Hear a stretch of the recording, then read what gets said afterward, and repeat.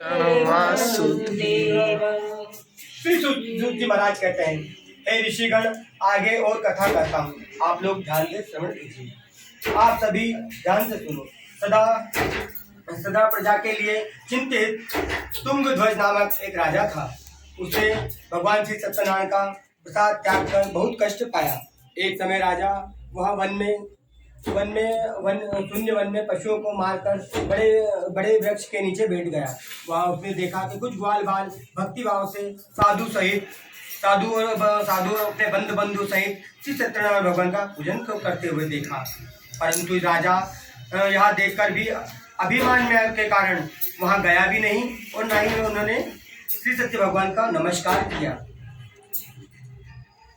जब हम कभी किसी मंदिर के सामने जाते हैं या कहीं पूजा हो रही है, पाठ हो रही, मंदिर हो रही, तो हमको चाहिए कि हम उसे नमस्कार करें। भले हम अंदर नहीं पर दूर से भी हमको प्रणाम करें। किसी का शोक यात्रा जारी हो तब भी हमें सिर झुकाना चाहिए कि उसमें सिर्फ परमात्मा का वास होता है।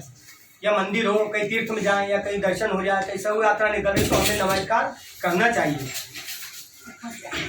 तो उसने देखा कि कुछ तुंगध्वज नामक उस वन में पूजा श्री सत्यनारायण भगवान का पूजन कर रहा था। वहाँ कुछ ग्वाल बाल भी थे जो अपने बंधु सहित श्री सत्यनारायण भगवान का पूजन कर रहा। पर राजा अभिमानी आ गया। उसको अपने कि मैं तो राजा हूँ, मैं क्यों पूजा करूँ, मैं क्यों नमस्कार करूँ। तो उसको ऐसा मानकर उसने भगवान को ना नमस्कार किया और ना वहाँ पर गया। श्री सत्यनारायण का भगवान का प्रसाद भी उसने त्याग दिया। त्याग कर बहुत कष्ट पाए। एक समय राजा शून्य वन में जाकर पशुओं को मारकर बड़े वृक्ष के नीचे आ गया। वहाँ उसने ग्वाल बाल को देखा कि भक्ति भाव से ही श्री सत्यनारायण भगवान का पूजन करते हुए देखा। परंतु राजा को यह देखकर अभिमान के कारण वहाँ गया भी नहीं और नहीं प्रसाद दिया, नहीं भगवान को प्रणाम किया। श्री सत्यनारायण भगवान को नमस्कार किए। ग्वालों ने जब भगवान को प्रसाद दिया तो उसने सामने रखा तो वह प्रसाद भी त्याग कर अपने नगर को चला गया। उसने प्रसाद भी नहीं खाया, मतलब प्रसाद दिया तो भी त्याग दिया उसने।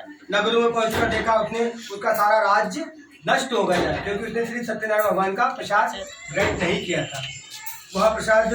वह समझ गया कि यह भगवान मुझसे कहीं रुष्ट हो गए हैं। तब वह वन में वापस गया और ग्वाल बाल सहित जाकर उसने विधान पूर्वक प्रसाद ग्रहण किया और श्री सत्यनारायण भगवान की कृपा से सब कुछ पहले जैसा हो गया। लंबे समय तक वह सुख भोग कर मरणोपरांत मोक्ष की प्राप्ति हुई। जो मानव इस श्रेष्ठ और दुर्लभ व्रत करेगा उसे श्री सत्यनारायण भगवान की कृपा प्राप्त होगी। उसे धन्य दान की कोई कमी नहीं आएगी। निर्धन भी धनी हो जाएगा और बंदी भी बंधनों से मुक्त होकर निर्भर हो जाता है और संतान भी संतान की प्राप्ति करता है। और यह सब इच्छा को पूर्ण करने वाला श्री सत्यनारायण भगवान का व्रत है और इसे व्रत करने वाला व्यक्ति श्री सीधा वैकुंठ धाम को प्राप्त होता है। तब उसके बारे में भी जाननी है जिन्होंने पहले इस व्रत को किया है। साथ ही उनके द्वारा जन्म की कथा भी सुनिए। संसारिक नामक वृद्ध ब्राह्मण सुदामा बने। जिन्होंने सबसे पहले संसारिक नामक ब्राह्मण ने कथा करी थी वो अगले जन्म में सुदामा प्राप्त हुए, सुदामा बने और रूप में जन्म लेकर श्री कृष्ण भगवान की उन्होंने भक्ति और सेवा करी और फिर मरणोपरांत श्री वैकुंठ धाम को प्राप्त हुए। उल्कामुख नामक राजा दशरथ बने। जो उल्कामुख राजा था उन्होंने दूसरे जन्म में राजा दशरथ का जन्म लिया और श्री रंगनाथ जी का पूजन किया और फिर अपने सारे काम से निवृत्त होकर उन्होंने मोक्ष की प्राप्ति हुई। साधु नामक वेश धर्मात्मा और सत्य प्रतीक राजा मोरध्वज बने। जो वेश था वो अगले जन्म में मोरध्वज राजा बना, उसको राजा बन गया और उन्होंने अपने पुत्र पर आरे से चीरकर श्री वैकुंठ धाम को प्राप्त हो गए। राजा तुंगध्वज स्वयंभू